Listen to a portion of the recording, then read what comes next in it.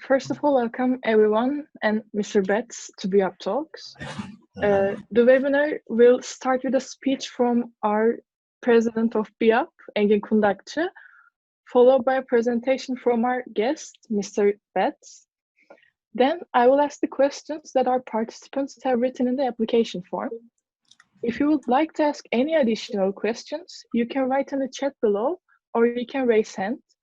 When the questions that we collected from the forms end, I will try to recognize each question in turn.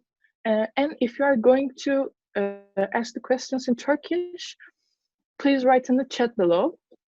Now I will politely ask all of you to mute your microphones in order to prevent any disturbance apart from Mr. Betts and Engin Kundakçı. And if I have any connection take on from that. Now, Engin, now it's up to you. Welcome again, everyone. The sixth BÜYAP talk is taking place today. As you know, precautions about the pandemic are removing step by step. However, there is no decrease in the number of participants. This really helps us to stay motivated about the event. And next week, we will continue with Ersoy Pehlivan from Arup to talk about smart cities. Also, you can subscribe our YouTube channel to watch previous BÜYAP talks. Mr. Betts, thanks for being here today. I wish a good webinar to all participants. Great, thank you, Engin, and well, thanks everyone for attending. Yes, I'll show a short presentation. And then hopefully we'll have lots of time for questions. So I'll just I'm going to share my screen. Yeah, this is the one. But before I go into the presentation, let me just introduce myself quickly then. And I'll say something about KPMG as well. So I'm Richard, Director in charge of our sustainability services here in Turkey. And I have four main roles really. So one, I'm in charge of our sustainability services as the technical lead, commercial lead here in Turkey. Two, I'm the senior expert for surrounding countries where we, in sustainability at a regional level. Three, in charge of our internal sustainability activities. And four, we've standardized all of our sustainability services globally with global working groups. I'm on all of our global teams, so I'm working very closely across our international network. I've been in Istanbul for about 7 years now. Before that I was in London for many years. I've also lived in other places like Italy and Mexico. And in KPMG, we have, well, globally we have sort of around 1,000 people that are sort of focused on sustainability. So it's it's an area of the firm that's been growing really quickly. So that's just a quick introduction. Now let me take you through some slides.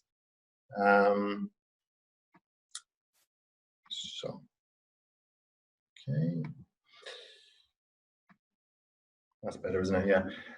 Okay, so firstly, let's just think about what we're talking about in terms of, what's sustainability all about. There are different definitions that have been given. Some of which are sort of very well known, but to be honest, but essentially it's pretty basic. I mean, there is a big clue in the name. What we're talking about is essentially approaches. I just activated Siri. We're essentially talking about approaches that can be maintained through to the long term, because if we can't maintain approaches through to the long term, we're essentially operating in a bubble, and we can all remember economic crashes in recent decades, the global financial crisis. Before that, there was the dot-com crash. And these were essentially, financial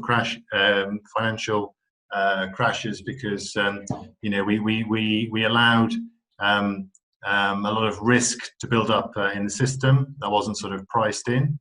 And it got to a point where, it couldn't be sustained, and there was a market correction. So really, this is what we're saying is the risk around sustainability. In this case, a lot of environmental, also social issues, risks, that we can get away with maybe we can get away with in the sort of the very short term.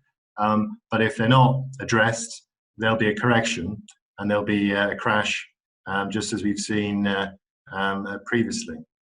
So essentially, just again, we're looking for approaches to business that can be maintained, that can continue to create value, that can allow companies to stay profitable and resilient through to the long term. And you can see there, there's a range of different issues within sustainability, economic issues such as the fair taxation, companies needing to sort of pay a fair amount of taxation, environmental issues connected to, for example, climate change and biodiversity, social issues such as health and safety issues, for example. So there's a wide range of topics that can have sustainability dimensions, but again, in its essence, it's a really basic concept. Why is it important? Well,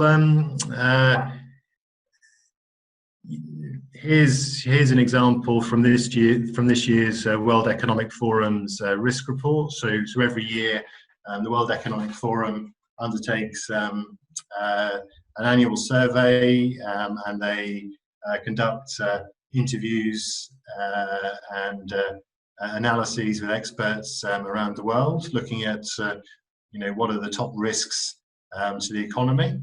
And every year they publish a report. And here you see not just an extract of top risks for now, for 2020, but also the change over the last 15 years. And so you can see how if, when we go back 10, 15 years, we can see a lot of, sort of traditional risks, as in, economic type risks, oil price shocks, and fiscal crises, these kind of asset price collapse, these kind of things. But then, as we move on in time, and as we sort of get into the last few years, you see that most of the issues, you can see them becoming green, and you can see how in 2020 the experts rated all of the top the top 5 risks in terms of likelihood. This is sort of looking at what are going to be the top risks to the global economy over the next 10 years. They rated the top 5 as all being environmental risks. You can see here, extreme weather, climate action failure, natural disasters, biodiversity loss, human-made environmental disasters. So, essentially all climate-related environmental risks. And they do another analysis by impact. And in terms of, looking at assessing the top risks by impact, again, the majority were environmental, climate-related environmental risks. The only outlier, the only impact risk that didn't have a connection to climate change was weapons of mass destruction, nuclear weapons, and that was rated as the second top risk in terms of impact, not likelihood, but in terms of impact if it happened, the impact. But still it was still rated lower than climate change in terms of impact. Yeah? So this kind of sort of gives a bit of context. And essentially, a big problem has been that we've, for a very long time in our sort of economic models, in our business models, we have been externalizing a lot of costs, but those costs still have to be borne. They're still borne. They still have to be paid. And in the past, when the human population was a lot smaller, when the global economy was a lot smaller, when our collective footprint was a lot smaller, then these externalities were often not very relevant, and hence, our previous economic system, was able to function. But then in recent decades, due to the rapid growth in the world's population and the rapid growth in the size of the global economy based on a linear model, well, now our collective footprint is so big that we're already exceeding the planetary boundaries for certain resources. We're at risk of exceeding the planetary boundaries for other resources in the coming years, and hence, these externalities, these costs that we've been essentially ignoring, externalizing for a very long time, like pollution, like carbon emissions. Yeah, this is what I'm talking about. Now they're critical, and this is what we see here, that the top risks now are no longer traditional financial economic risks. They're different. They're environmental type risks in many cases. So yeah, just a bit more on that. So if we think of, just to sort of give a bit more information on these top risks then. Now, at the end of 2018, the IPCC, so they're the main organization globally of climate scientists. They published the leading organization. They published a special report, which was the most extensive study ever undertaken on climate change. They looked at over 600 peer-reviewed scientific papers around the world on climate change. And their findings were stark. Their findings were that we had until 2030 to essentially change course to avoid a global catastrophe, and that we really need to limit the global warming to 1.5 degrees globally. So just to put that into some context, the data there was given relative to the start of the Industrial Revolution, which happened in my Memleket in the UK, and since the start of the Industrial Revolution, globally the temperature has warmed by around 1 degree, 1 to 1.1 degrees since the start of the Industrial Revolution as a global average. The latest consensus amongst the scientists is that we need to limit the global warming since the start of the Industrial Revolution to 1.5 degrees. So we're already at 1 to 1.1. We need to limit it to 1.5. If we go above 1.5,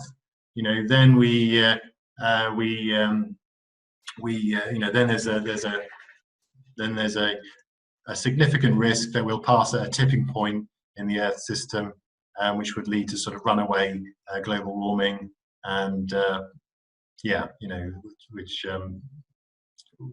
which would pose a catastrophic risk to civilization, to humanity.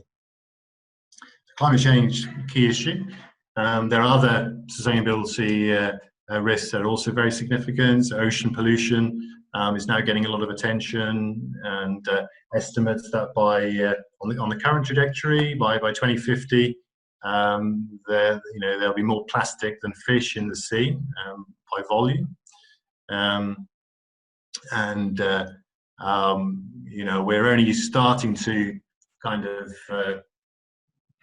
to analyze and try and understand the potential implications on on human health. I mean, if obviously the plastic is getting broken down in the oceans, and the microplastic is getting eaten by marine organisms, and then we eat the marine organisms. And so what does it mean for our health if we're eating things that have plastic in them, and all the potential carcinogenic materials on the plastics? In certain areas of the world, there are big issues around water. On the current trajectory, projected that 10 years from now, demand for water in India will be twice the available supply. Because a lot of the sustainability risks are sort of location specific in a way. So in terms of water, it's gonna be dependent on how much obviously the availability of water, but also how much demand there is for water in an area. And obviously India, country with a massive population that's increasing rapidly, rapid demand from agriculture, from industry, from the population for water. Obviously in places like India, water scarcity is likely to be a very severe risk, whilst climate change is a global risk, because obviously we all live on the same planet. None of us as individuals or as companies have another planet. So this is something that affects all of us irrespective of where we are. Soil loss. So it's estimated that the world has lost 50% of topsoil. That's the fertile soil essential to agriculture in the last 50 years. Another recent scientific study found that again, under the current projections, and there's enough topsoil in the world left for another 60 to 70 harvests maximum. And obviously, at a time when we need more and more from soil, because the world's population is increasing rapidly, and the demand for agriculture is also increasing rapidly, and more rapidly than the increase in population, because as people become more affluent, they tend to eat more, and they tend to eat more meat, more red meat, which requires a lot of land. So all these things are just at a time when we need more from the land, more from the soil. We're actually losing at a a rapid and unsustainable rate. Biodiversity. So there was a recent scientific study published last year, which which estimated that 1 million species around the world are at risk of going extinct due to our unsustainable economy. And all of us, it may not seem the case when we live in our sterilized apartment buildings and in our cities where we don't see much nature, but actually all of us rely on the natural world for everything. Everything starts with the natural world. All the food that we can eat, water, it all starts in the natural world. We may sort of forget this living in our urban bubbles, but that is the situation. And yet we're destroying the natural world at an ever faster rate. Let's also think about COVID. Now, here's another extract from the World Economic Forum's risk report, and so you'll see over here on the left. So they had infectious diseases. So obviously, COVID, an example of an infectious disease. So it was identified as a top risk, not one of the top 5, but still, here we have it: infectious diseases over here.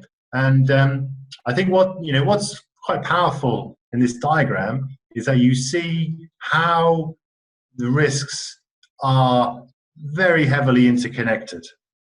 And I think this is important because, in our traditional approaches to business, to risk management, to so many things, we look at things in isolation.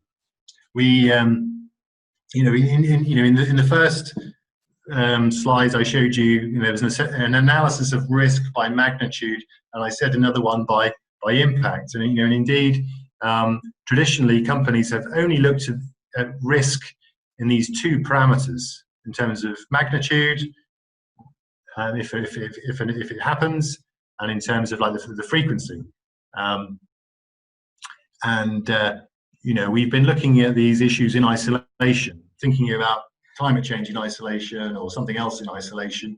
Well, actually, we live in a globalized economy, an ever more interconnected world.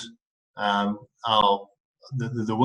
planet is a hugely complex planetary system of lots of different sources and sinks. So actually, there are lots and lots of connections between these different risks and issues.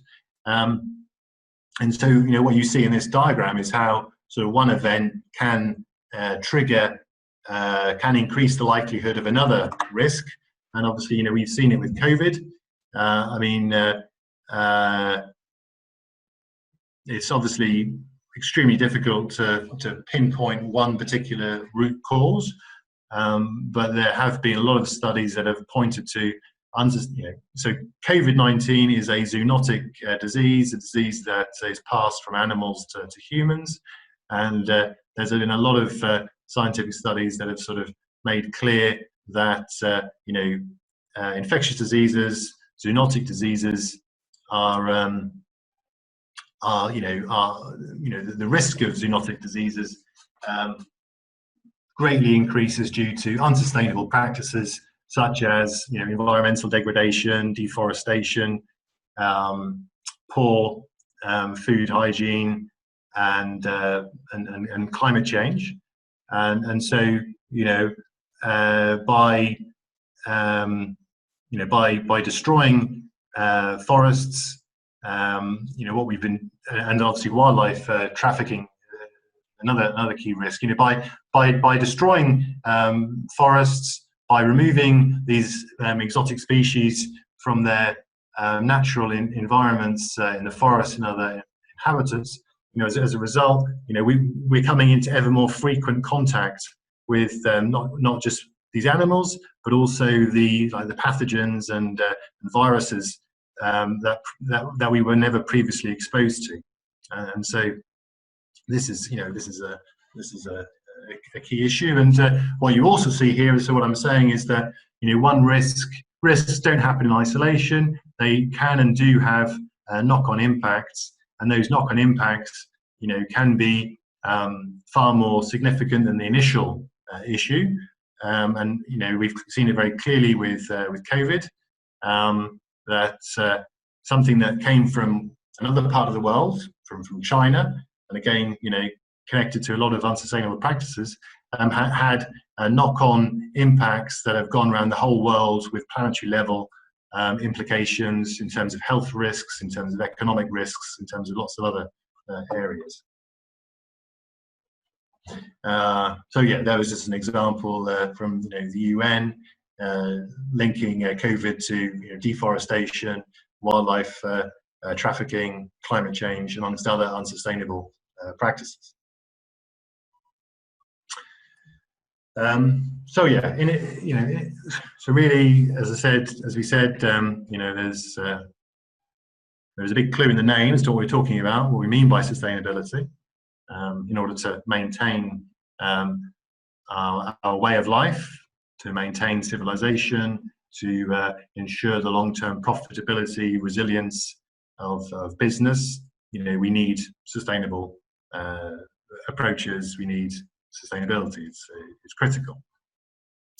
And in many places we see these sort of turbulent change transpiring. On the one hand, there are these sort of gradual stresses that are building up in terms of, for example, sea level rise. On the other hand, there's also these sort of sudden shocks. Obviously, COVID, one example. Others can be extreme weather events. So it's clear that we need to build in a lot more resilience into our systems, into our economy. It's clear that we need solutions that are focused on, that are renewable, that are circular, and that are restorative. We need to get away from this sort of mindset of looking to do a bit less bad, and to reduce our negative impacts on the environment, for example, to actually to move rapidly towards being a positive force, and in helping to restore the damage that we've been causing. So the top risks to the economy and to humanity, they're complex, they're interconnected, and they're sustainability related. So the top scientists warned us, as I said, end of 2018, that essentially we need to make this transformation in across our economy within the next decade, by 2030. The good news is we already have many of the technologies. In a lot of cases, we just need to sort of accelerate their implementation and uptake. Then there are a lot of sort of promising technologies that are like in a a sort of a more embryonic phase. So these need more sort of research and support. So there are some there is hope. There are definitely a lot of exciting things that are starting to happen. But it's also clear that we really don't have the option of carrying on with sort of the old failed systems. In the past, they worked because, again, our collective footprint was a lot smaller, and so it was possible. Now our collective footprint is so much larger that we if we want to maintain long-term profitability and a good quality of life, we're going to have to embrace sustainability. Yeah. And I finished then with a quote from Jeff Bezos. As you know, he's the CEO of Amazon, world's richest man. So in February, he committed a lot of his own money, I think it was $10 billion, to a new climate change fund that he was setting up for external applications. So as in, companies could submit applications for new sustainability investments, technologies, and that would be funded through the Bezos fund. And there you see his quote: "Climate change, the biggest threat to our planet. We can save Earth, but it's going to take collective action from big companies, small companies, nation states, global organizations, and individuals. It's the one thing we have in common. Let's protect it together." And I think that is quite a timely. It's good timing to read that, because yesterday was World Environment Day, and maybe it's one thing I disagree with slightly. I think there is a sort of, sometimes this gets communicated as about saving Earth. Well, really, we're not talking about saving Earth, because it's likely there will still be a planet Earth for a very long time, until maybe hopefully millions of years in the future, when the big asteroid comes along.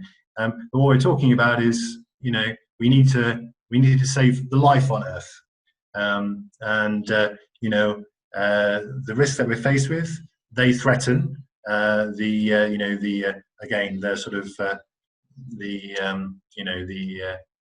survival of our way of life. Let's put it that way. So this is what we're talking about. So let's finish it there, and now I'll be very happy to take any questions. Thank you again for your presentation. Before I go into the questions, I want to remind the participants that there will be a draw with a prize at the end of the webinar.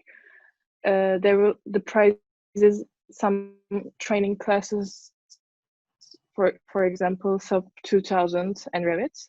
So actually nowadays it's like clear that the top of the agenda is COVID-19. Therefore, we have a lot of questions regarding these extraordinary times, actually.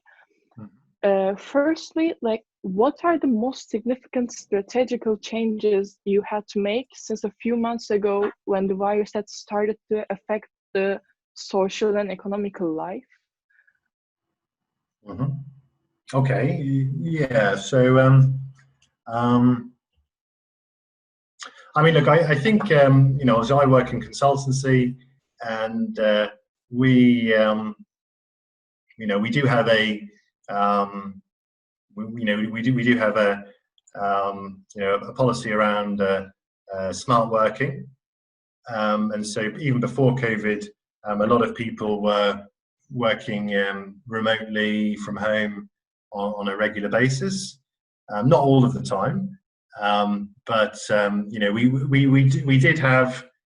I think we've always tended to have a lot more flexibility than in, you know, a lot of other sectors. Obviously, you know, a lot of sectors, the work is done in a factory in a specific location, and obviously it would have been a lot harder in those sectors, you know. But for us, we essentially, what do we need? We need access to computer, to sort of you know, to communication technology. So we were already sort of a lot more prepared for this kind of situation, I think. You know, obviously it has been obviously challenging for everybody that we've had to sort of do this on, you know, on a permanent basis. But yeah, I think we were in a better position than a lot of other sectors to cope with that. I think you know, also, you know, KPMG Turkey is part of a global network of firms, and COVID broke in other countries, you know, China, and then certain Western European countries before it really impacted Turkey. And so, you know, we reached out to those countries to understand, you know, their experience and what they'd done to deal with things. And so we were able to, I think, to you know, to learn from the lessons from other countries, and then to implement those here in Turkey. So I think that also helped us a lot. You know, by being part of an international network, we were able to do that, and we were, you know, we didn't start from zero. We were able to, you know, implement all of the sort of success stories from elsewhere. Thank you again. Okay, now you have talked about the code on the COVID-19. So it was actually like inevitable that every institute were, like, say, forced to adapt this situation. However, these times were very eye-opening for most of us in a variety of ways. For example, like you said earlier, climate change is one of the main issues that nearly everyone is somehow aware of. However, the work done against it is not seen to be really adequate until now. So I'll ask you that, apart from the changes and precautions specifically for coronavirus effects, are there any other adjustments that are implemented in your work for the next possible issue, such as this pandemic? Well, I mean, so yeah. I mean, you know, so I look. I mean, I think maybe the first comment is, as I explained in the presentation, you know, COVID, it didn't just happen. It didn't happen in a vacuum. It's clear that there were a lot of sort of unsustainable issues that contributed to this global pandemic. The science, and we were getting these, we were getting warnings for a number of years of the risk of a pandemic. The scientists are also telling us that under the current trajectory, there's a high risk of more frequent pandemics and infectious diseases in the coming years due to global warming. For example, if the permafrost in the Arctic starts to melt at scale, then latent viruses, pathogens that have been stored in the soil will get released, and this can give us new this can release infectious diseases that have been stored in the Earth's soil, permafrost, for hundreds, thousands, millions of years. Or if we can continue to destroy the natural environments, as I said, we're coming into more frequent contact with pathogens, higher risk of zoonotic diseases. So we can expect a higher risk of more pandemics going forward. So this is clearly something that that all of us need to be better prepared for. I think clearly this has been a steep learning curve for everybody, for all companies, and there's been a lot of policies, procedures that have been implemented, and so if another one happened in a few years' time, we'd be sort of starting with a lot more knowledge from what we've gone through this time. But the other point I'm trying to make is that our systems, our budgets are normally sort of set up to deal with business as usual type activity and expenditure. So for example, in the UK, in my home country, we spend a great deal of money on our National Health Service, but we were not ready for COVID, and we didn't have the facilities, the resources to deal with a pandemic, because although we spend lots and lots of money on our health service, we spend it on facilities, treatment for the normal, common types of illnesses, and not for things connected to a pandemic that might happen once every 20, 30, 50, 100 years. And yet, the science is telling us that, in the coming years, these kind of, exceptional, extreme events are actually going to become a lot more frequent. Be they a pandemic, be they extreme weather events. And so this has major implications for how companies, countries allocate their budgets in terms of, what they're going to spend money on. Clearly, there's going to be need for a lot more spent on, kind of resilience and sort of crisis management type solutions. So I think this is another point. And again, I think another point is we have to embrace sustainability. This gives us sort of our best chance of making our companies, civilization, sort of much better equipped and able to resist these kind of shocks and turbulent change. Thank you again. Now, one of our participants have asked, what do you think about the Sustainable Development Goals, the 17 goals that we're planning to achieve until 2030? So yeah, that's the question. Yeah, so and they've become very popular globally, also in Turkey. So this is good, and I do think overall overall I am positive about them, because they were essentially agreed by countries from all around the world, agreed that these were the 17 top goals that we needed to focus on.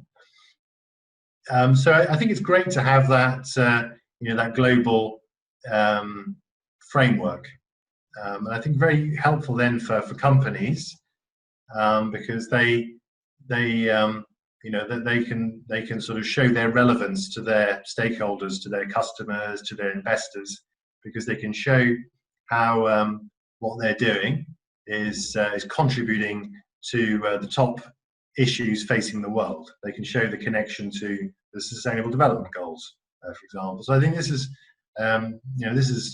very good, because previously there were a lot of companies that were that had sustainability initiatives, that felt they were doing a lot of good things, but didn't feel that they were getting the recognition for what they were doing. Sort of saying, well, we do all these things, but our customers don't have any idea about this.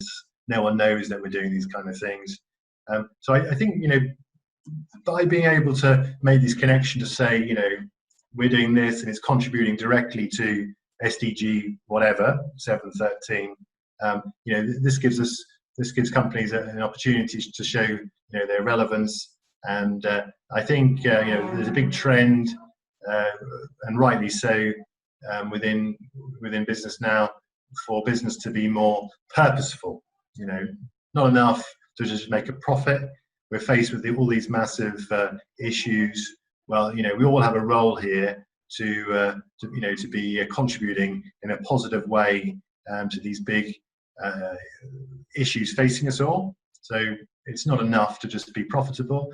We need to show how we have a clear purpose, how we're helping to address these key issues, and the SDGs give a good framework. As with anything, not perfect, but they give a good framework to help companies make that communication.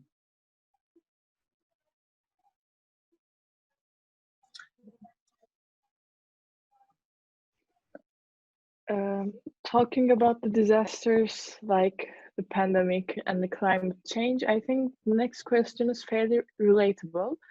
We have lots of civil engineering and architecture participants, and one of those fields' fundamental concern is the economical, aesthetic, and efficient usage of materials, actually.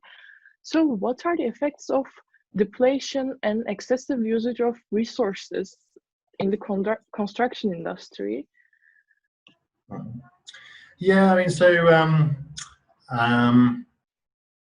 well, I think the first comment is that our sort of our dominant business model, our economy is essentially at the moment it's a linear model. We mine something, we manufacture something, we consume it, then we send it for waste, then we start the process again with new materials. And in the past, we could get away with this because, as I was explaining earlier, the global population was a lot smaller. When my grandparents were born, there were 2 billion people in the world. Now there are almost 8 billion.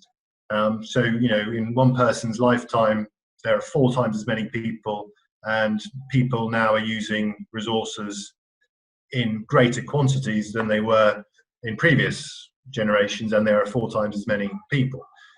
So until quite recently, we could get away with this linear approach of mining, manufacturing, consuming, sending something to waste, because there was always another place we could go and mine. There was always another area that we could clear for agriculture or for something else. But this is what I mean, that we're exceeding the planetary boundaries for resources already, at risk of exceeding the boundaries for other areas. So we cannot go on this way. We will run out of resources. So an example of not sustainable. So what we need to do is we need to greatly increase the circularity of our economic models move from a linear model to a circular model. So there's a lot of focus now around circularity, and so in circularity, the end product is no longer sort of waste. It's the input for a new process. It's recycled, or it's reconfigured to be used in a different sort of application, the different use area. And this really, to be honest, gives an example of how we can learn a great deal from nature, because if you go to a forest, you may just see lots of trees, but actually at another level, what you're really looking at is sort of an ancient library of the accumulated knowledge of millions of years of evolution. And in the natural world, we see closed systems everywhere. The water cycle, the nitrogen cycle, the forests are sort of closed systems. And really we need to sort of mimic what we see in the natural world, to move away from a linear model to circular business models. So a lot's starting to happen in this area. We as KPMG worked with the World Business Council for Sustainable Development this year. We published a new protocol on the circularity indicators for how companies and others can measure their circularity. But right now, according to the latest estimates, the world's economy is only about 9% circular.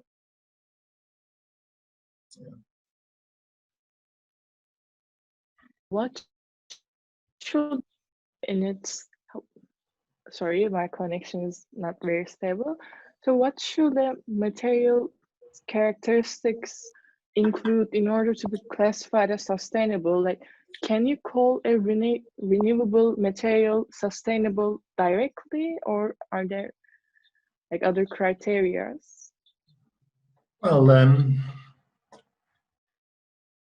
Well, so let's, if we think of construction, then what is, so let's give a couple of examples then. So what is starting to sort of get a lot of attention is around sustainable timber as one example. It has to be sustainable because as you all know, major problem globally is around deforestation. So it's only going to work if the timber is sourced from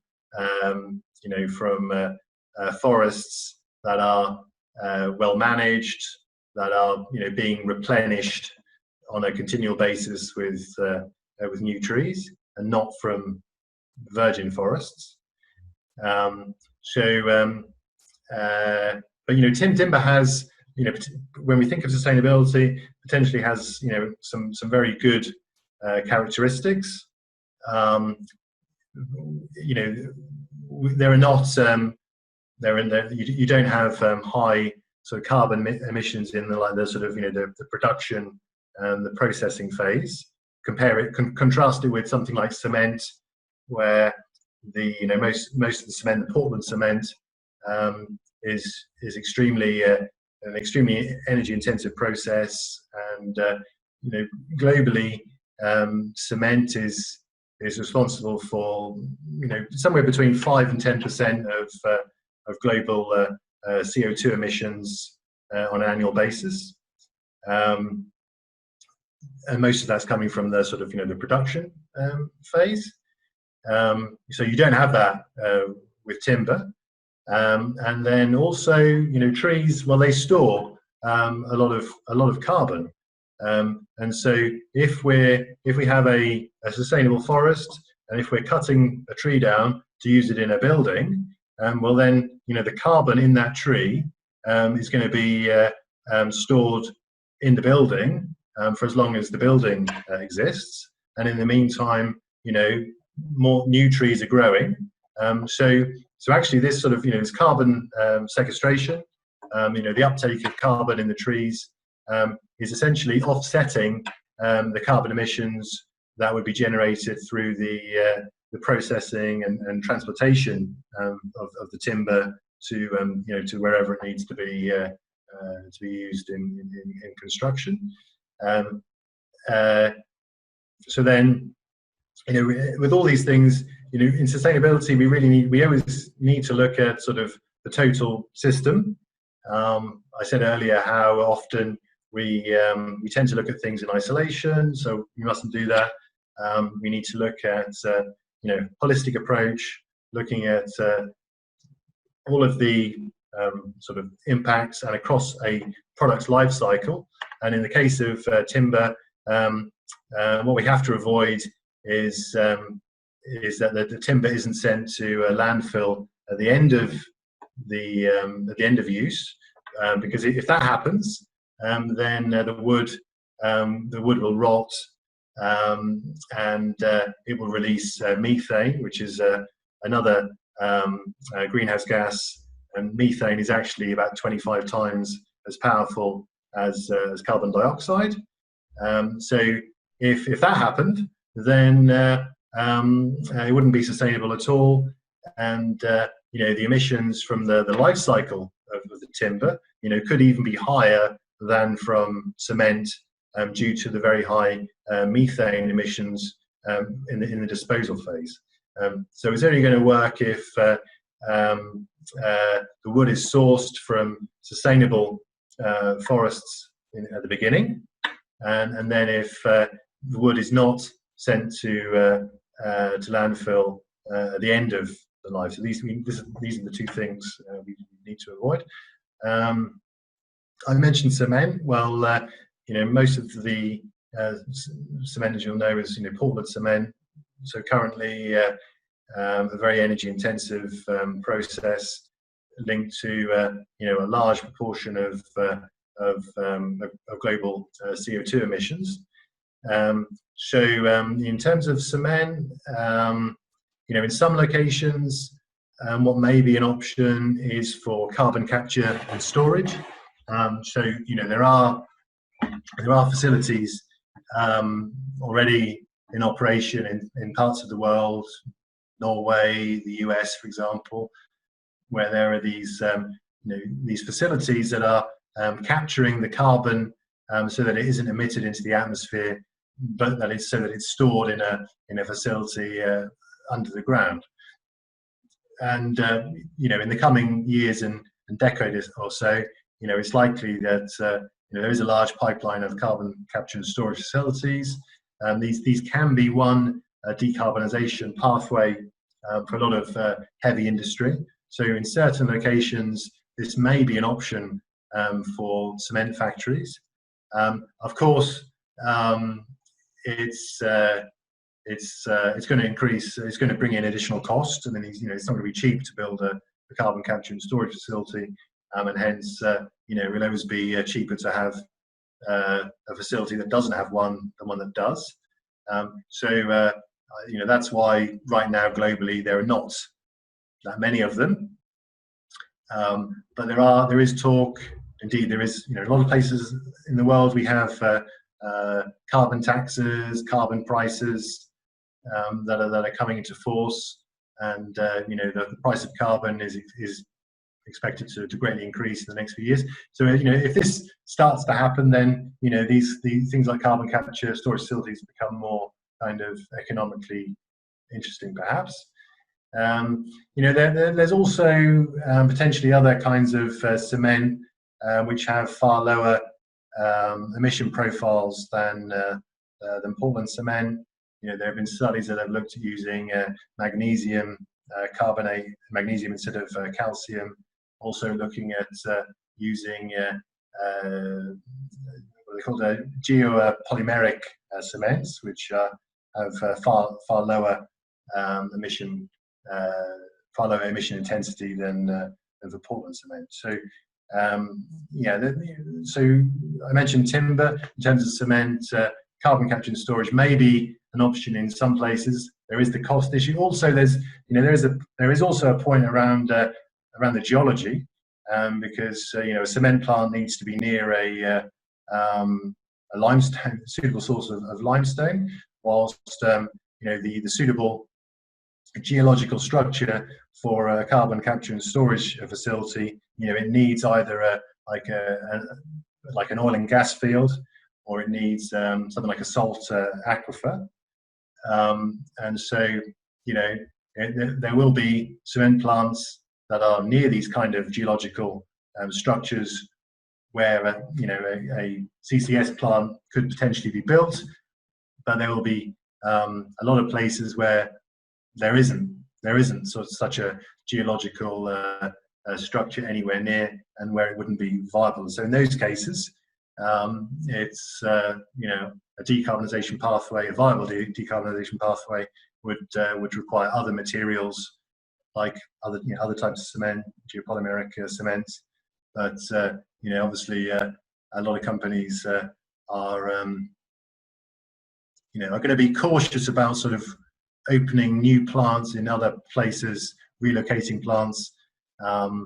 Obviously, they've invested a lot in where their current plants are. So, again, this is why so far we haven't seen much of this happening. But the technology and the material does exist. One other comment on this is, I think we also need to have more of a focus around like retrofitting.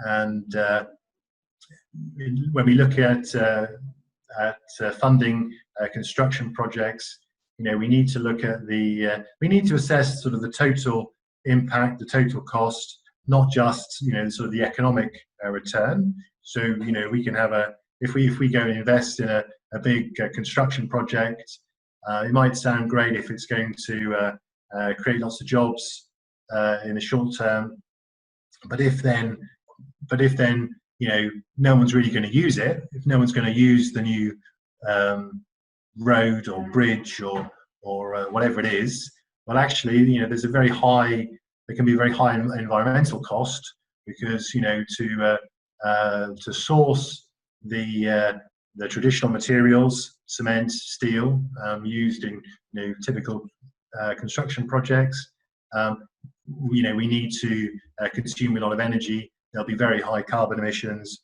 very high embodied carbon in the construction materials, and we need to decarbonize the economy. So yeah, this would be the total cost would be very bad. So I think a lot more focus on sort of retrofitting. So in the UK, in my home country, we have all these sort of new construction projects, but then in our city centres, there's lots of places, lots of buildings that are empty. Well, they could be retrofitted and converted into new buildings, rather than sort of always starting new projects. Thank you. The next question is actually very relatable to one of the questions in the chat from Humaira. So I will just read the question to you. How do you see the current situation of sustainability implementations in the construction industry? What kind of work is being done by KPMG in this field? Yeah, so well, in terms of construction, as I said, there are, sure, there are some exciting developments around different types of material, different types of cement, sustainable timber, increasing the circularity of projects, using more recycled materials. So these are positive, but it's also clear that we really need to accelerate this transformation. That things haven't been happening quickly enough, and in KPMG, so I said we have about 1,000 people working on sustainability, and we're working across all of the main sectors. To be honest, construction isn't one of the ones where we're seeing the most activity at present. So sure, there are some good things starting to happen. It needs to accelerate. Other sectors are further ahead at the moment. To be honest, a lot of the sectors that have moved the most have been ones that are end customer facing. So we're seeing a lot of good initiatives coming from the retail and telecom and some of the banks, for example. Yeah.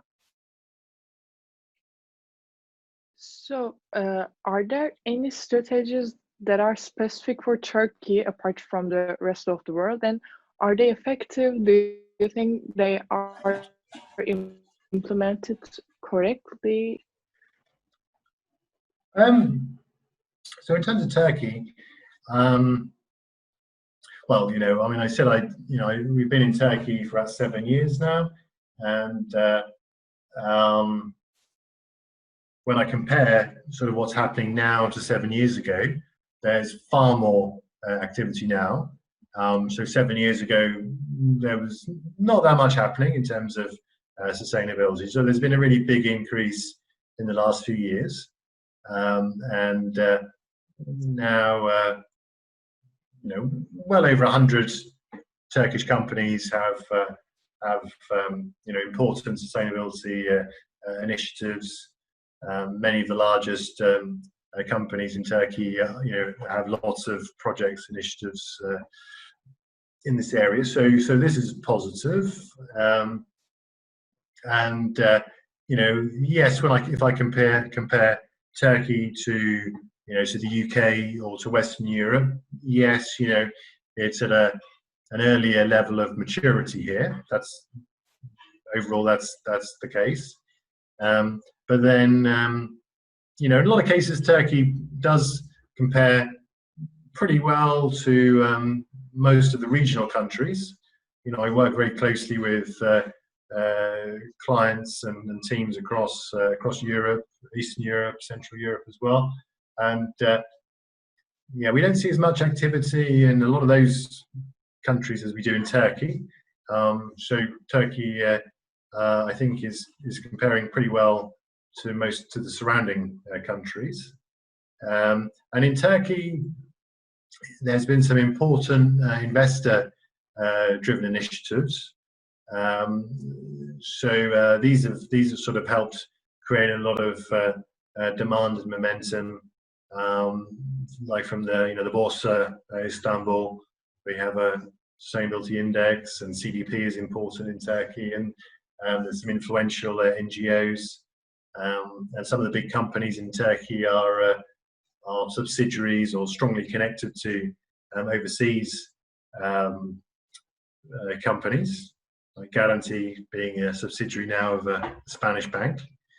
So there have been some sort of important drivers around sustainability here in Turkey, which have helped create a lot more momentum and activity.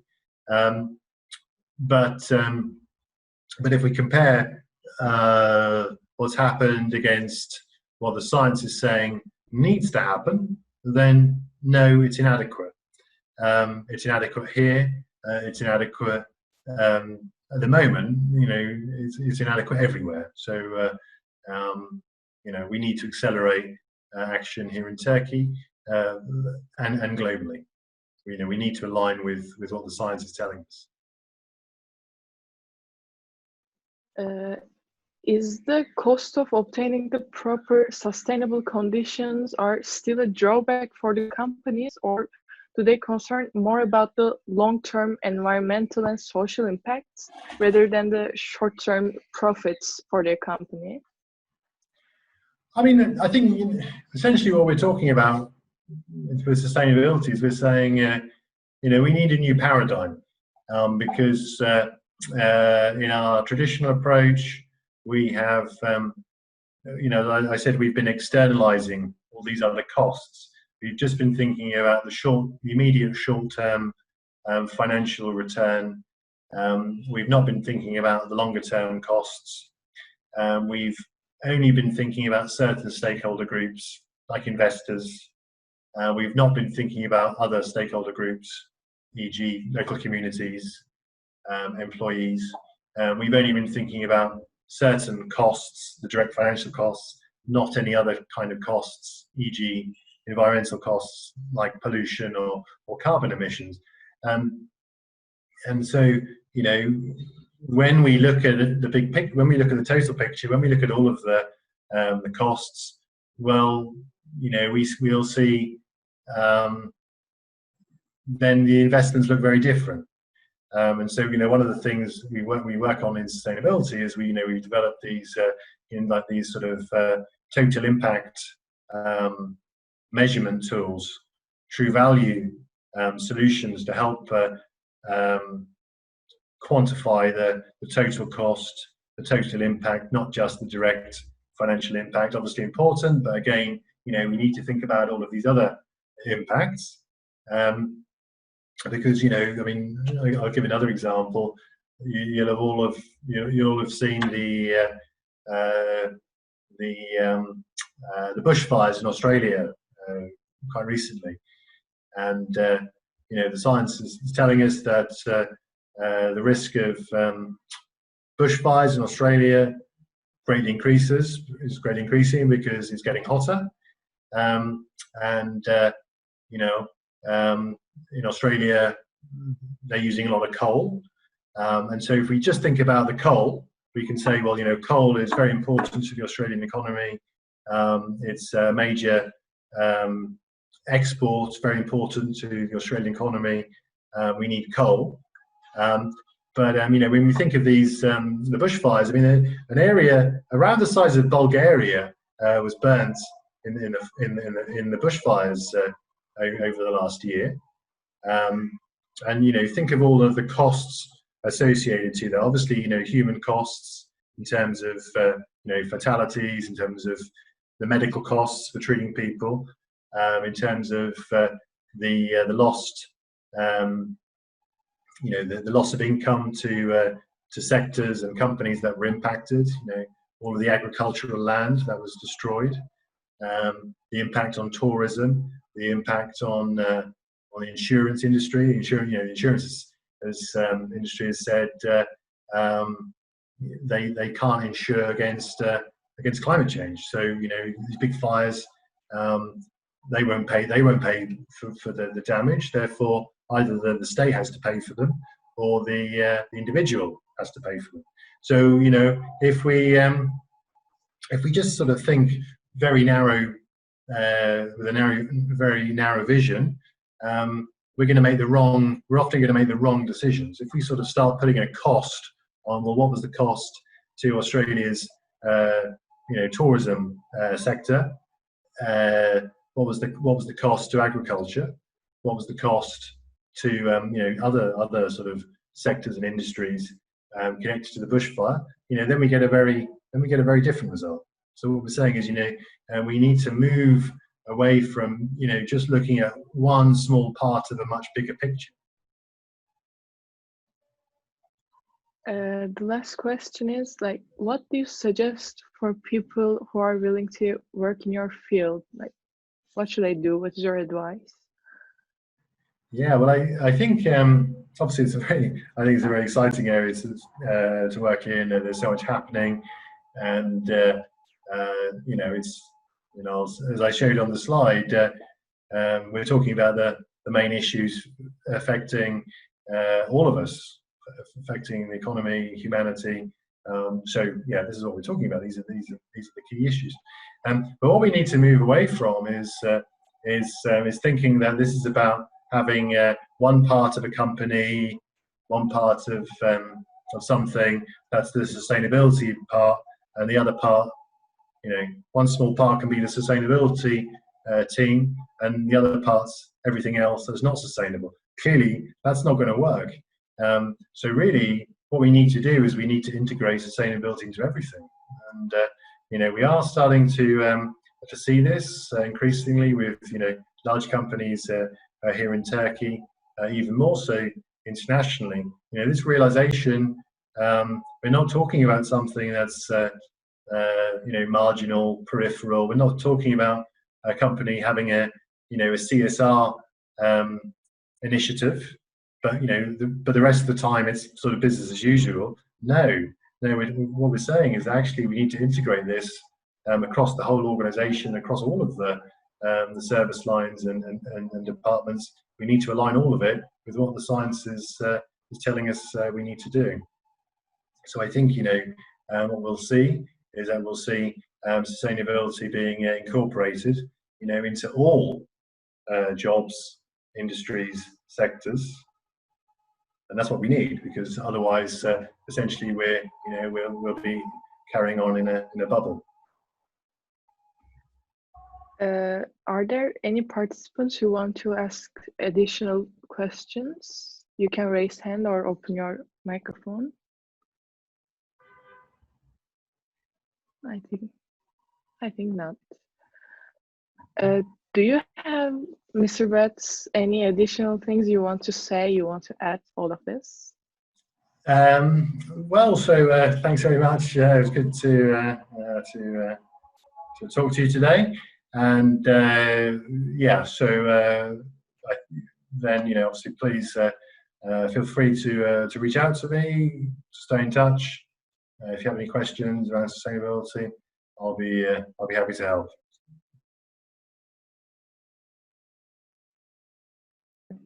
Thank you for joining today for us, answering our questions. I think now it's time for the draw. So these names can contact us via Instagram. Okay. Good. What have people won? Some trainings for SAP 2000 and AutoCAD Revit, technical structures. Okay, mostly good. related to architectural and civil engineering topics. Good, very good. Mm-hmm. So actually this is the end. Thank you again for coming here. Virtually, of course. Well, maybe another time it'll be possible to do it physically. Yeah, We hope so. I'm looking at Engin's sort of background, and yeah, I'm just remembering what a great place your campus is. So another time, I'd be very happy to go in person. We hope so in the next year. Okay. For another event. Okay, thank you. Right, okay, so thanks everyone. Tamam, çok teşekkürler. Sağlıklı günler olsun herkese. İyi akşamlar. You too.